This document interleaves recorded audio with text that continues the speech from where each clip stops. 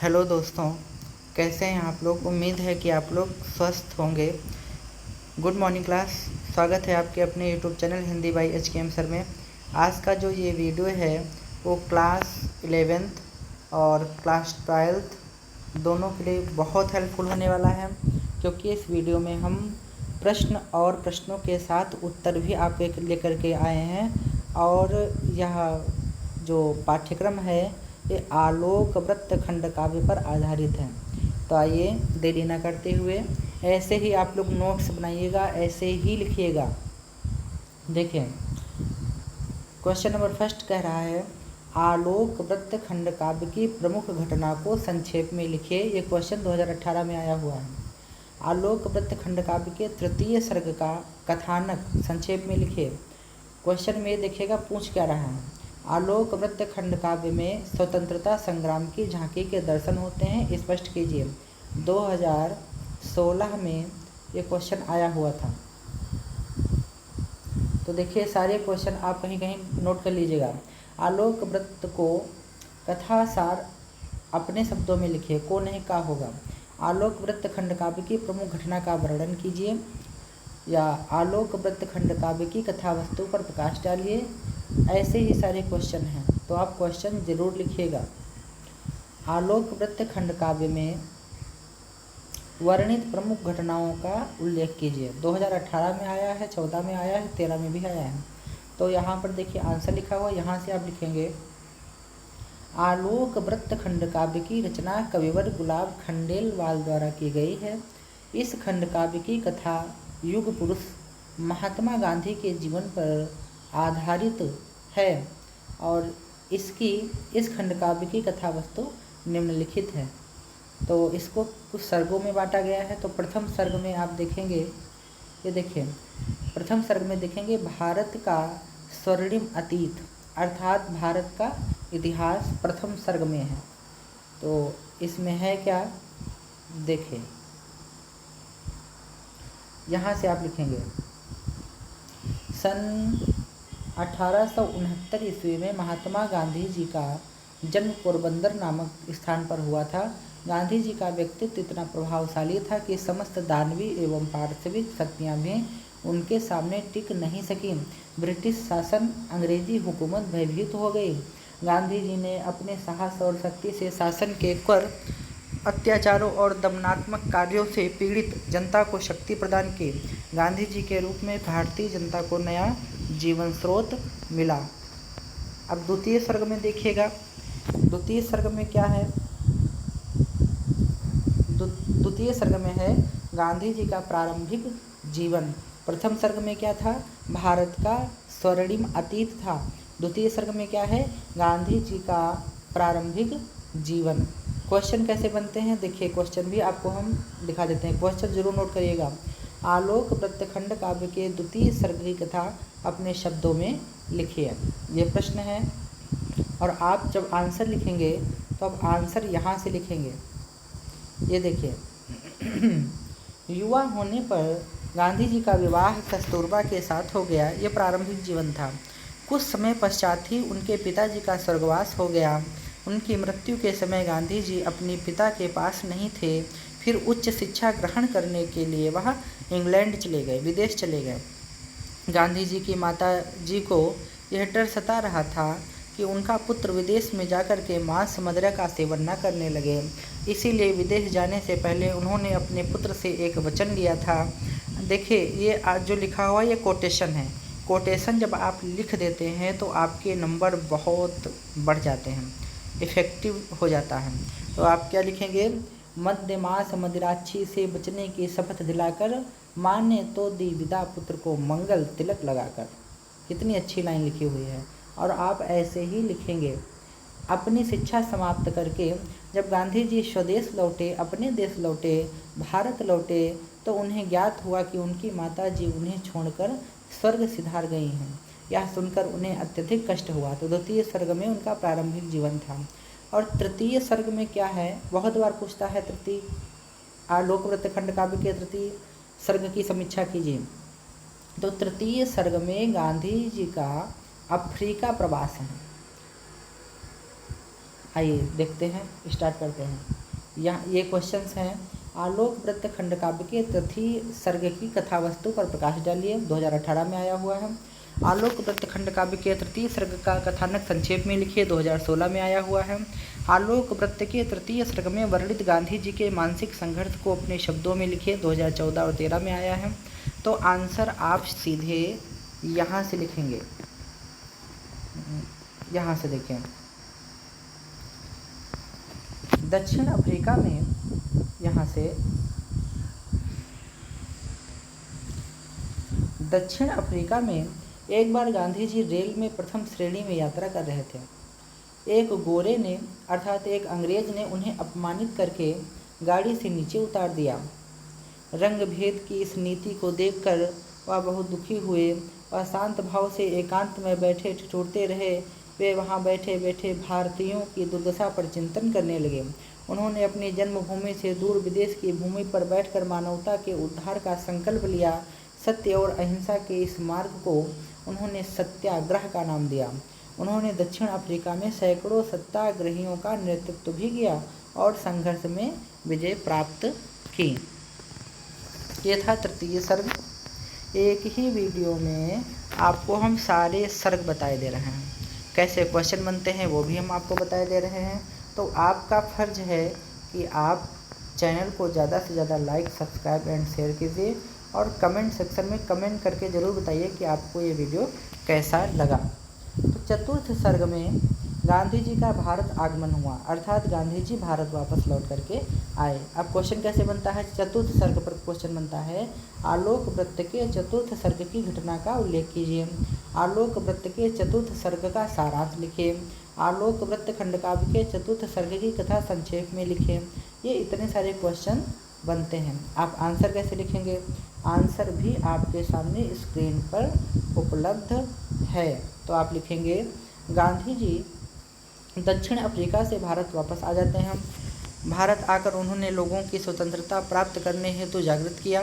Doctor Rajendra Prasad, Jawaharlal Nehru, Sardar Vallabh भाई पटेल, विनोबा भावे, सरोजिनी नायडू, सुभाष चंद्र बोस, मदन मोहन मालवीय आदि उनके प्रमुख देश प्रेमी उनके अनुयायी बन गए थे, उनको मानने वाले बन गए थे।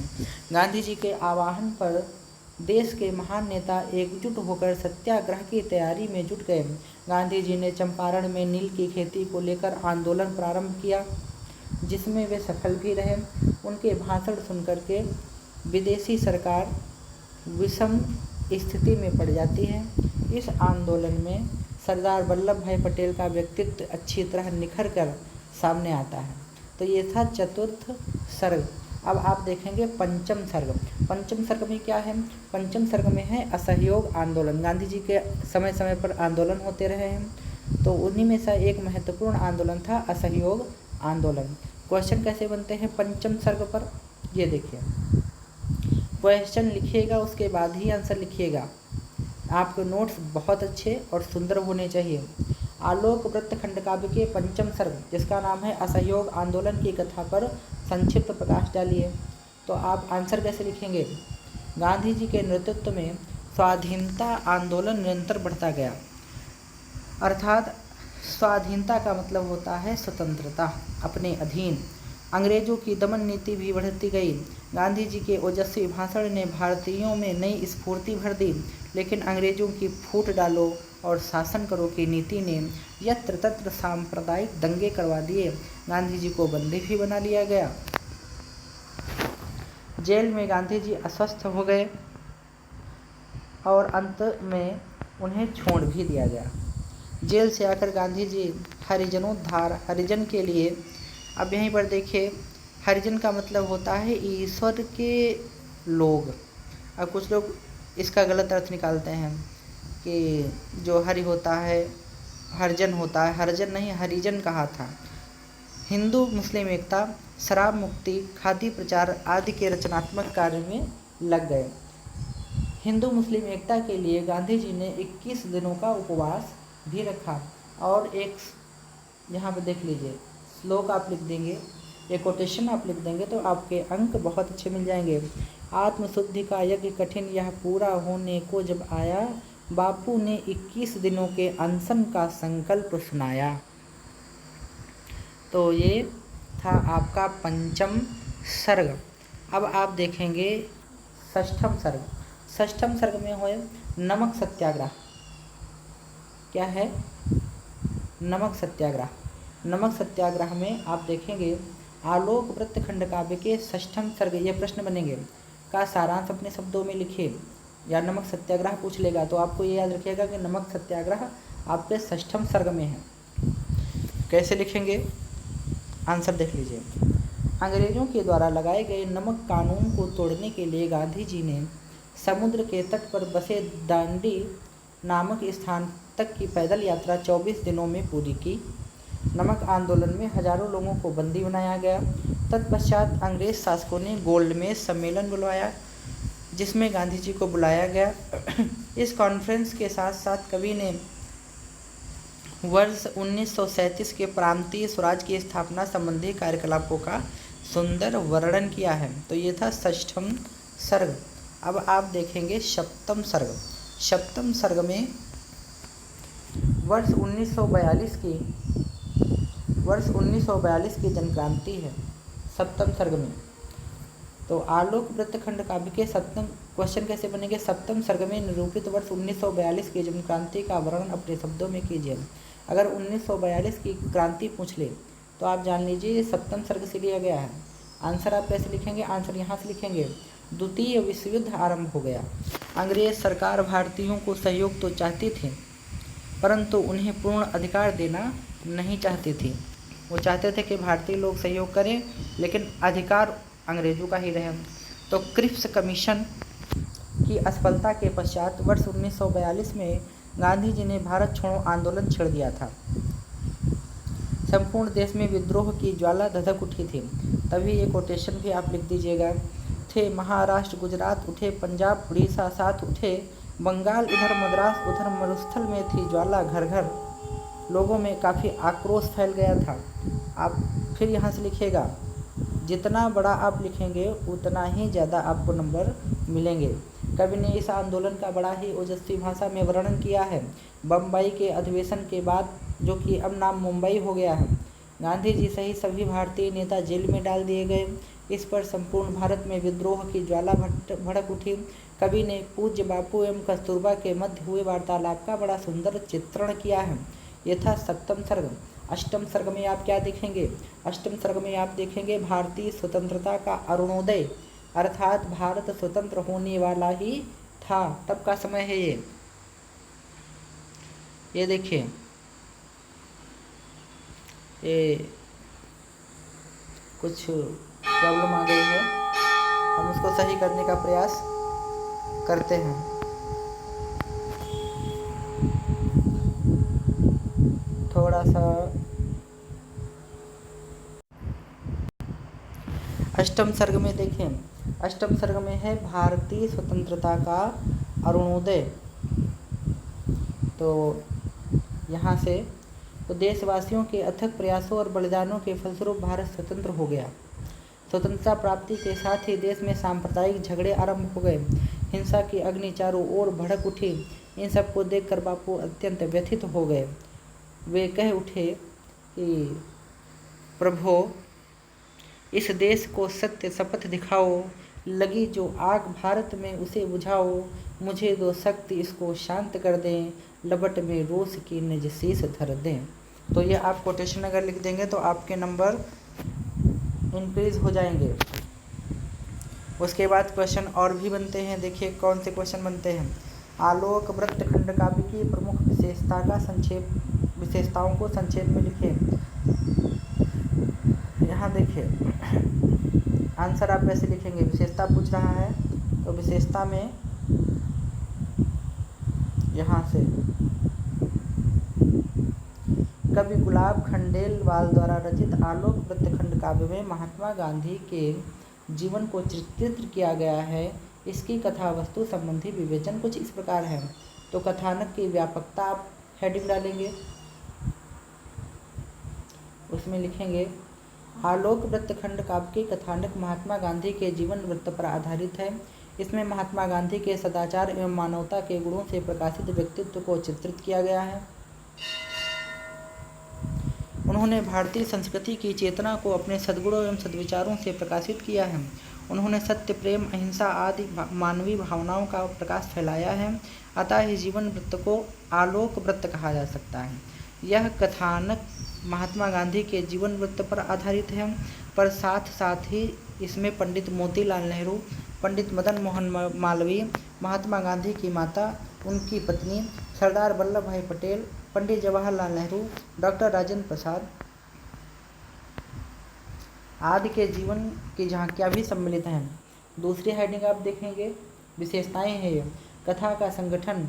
आलोक वृत्त खंडकाव्य का आरंभ भारत के गौरवमय अतीत से होता है। कथा का प्रारंभ 1857, आपको याद होगा इतिहास में 1857 में जब मंगल पांडे को फांसी दी गई थी, ये तब का वर्णन है। पश्चात की दयनीय स्थिति के वर्णन से प्रारंभ हुआ है तथा गांधी जी के जन्म की घटना को भी इसमें दिखाया गया है। इसके साथ ही इसमें गांधी जी के समय तत्कालीन भारत की दुर्दशा का भी वर्णन किया गया है। शिक्षा ग्रहण करने गांधी जी को इंग्लैंड जाना होता है, वहाँ बैरिस्टर बनना, दक्षिण अफ्रीका में सत्याग्रह करना तथा तत्पश्चात कथा का उतार दर्शाया गया है। स्वतंत्रता प्राप्ति के पश्चात संपूर्ण देश में फैली सांप्रदायिक हिंसा के कारण गांधी जी का दुखी हो जाना, ईश्वर से प्रार्थना करने के साथ ही इस खंडकाव्य की समाप्ति होती जाती है। उसके बाद आप थर्ड हेडिंग डालेंगे, विशेषता में संवाद योजना। हेडिंग जरूर डालिएगा। संवाद योजना में आप देखेंगे कथा वस्तु के विस्तार के कारण इस खंडकाव्य में संवाद योजना को प्रमुखता प्रदान की गई है। ये खंडकाव्य प्रमुख रूप से वर्णनात्मक ही है, पर फिर भी विभिन्न स्थानों पर गांधी जी के संक्षिप्त संवाद प्रस्तुत किए गए हैं। कुछ अन्य पात्रों द्वारा भी संवादों का प्रयोग किया गया है, किंतु इसे नगण्य ही कहा जाएगा। पात्र एवं चरित्र प्रस्तुत खंडकाव्य में मुख्य चरित्र महात्मा गांधी जी का व्यक्तित्व है। उनके चरित्र एक धीरोदात्त नायक के रूप में विकसित हुआ है।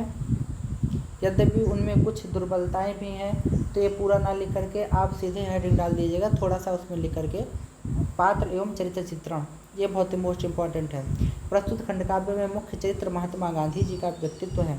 उनका चरित्र एक धीर उदात्त नायक के रूप में विकसित हुआ है। यद्यपि उनमें कुछ दुर्बलताएं भी हैं, परंतु अपनी ईमानदारी, सत्यनिष्ठा, सरलता और लगन के बल पर वे अपनी दुर्बलताओं पर विजय प्राप्त कर लेते हैं। वे अपने प्रेम से शत्रुओं के हृदय को भी जीत लेते हैं। उनका अहिंसा का सिद्धांत मानव हृदय की एकता और सभी के प्रति समानता के भाव पर आधारित है। प्रस्तुत खंडकाव्य में गांधी जी को चरित्र नायक बनाकर उन्हें उनके प्रेरणापद विचारों को वाणी प्रदान की गई है। कुछ अन्य महापुरुषों की झलकियों को भी पात्र रूप में समायोजित किया गया है, लेकिन वे केवल महात्मा गांधी के चरित्र पर प्रकाश डालने हेतु कथा में संगठित किए गए हैं। लास्ट हेडिंग आप डालिएगा, उद्देश्य।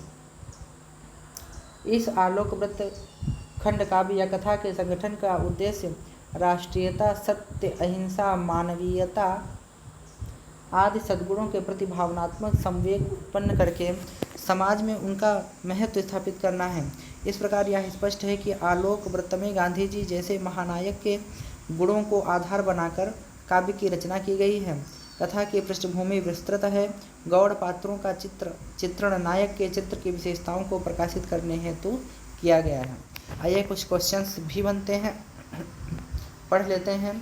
आलोक वृत्त खंडकाव्य में सत्य और अहिंसा का सुंदर संदेश दिया गया है, स्पष्ट कीजिए।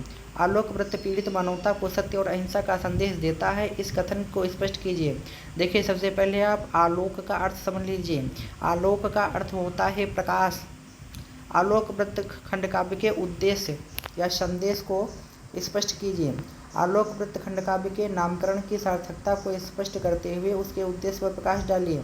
आलोक वृत्त में निहित मानव कल्याण के संदेश की विवेचना कीजिए, अथवा आलोक वृत्त खंडकाव्य पीड़ित मानवता को सत्य एवं अहिंसा का शाश्वत संदेश देता है, इस कथन की विवेचना कीजिए।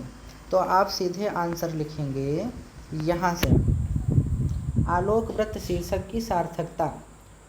तो ये बहुत बार पूछता है, तो यहाँ से आप लिखिएगा कविवर गुलाब खंडेलवाल ने आलोक वृत्त खंड काव्य में महात्मा गांधी के व्यक्तित्व को चित्रित किया है।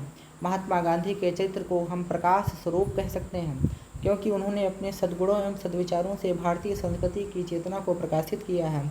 उन्होंने विश्व में सत्य, प्रेम, अहिंसा आदि भावनाओं का प्रकाश फैलाया। इस दृष्टिकोण से यह शीर्षक उपयुक्त है। यह गांधी जी के जीवन, उनके चरित्र, गुणों, सिद्धांतों एवं दर्शन को पूर्ण रूप से परिभाषित करता हुआ एक साहित्यिक एवं दार्शनिक शीर्षक है। अगर उद्देश्य पूछता है तो आप उद्देश्य यहाँ से लिखिएगा।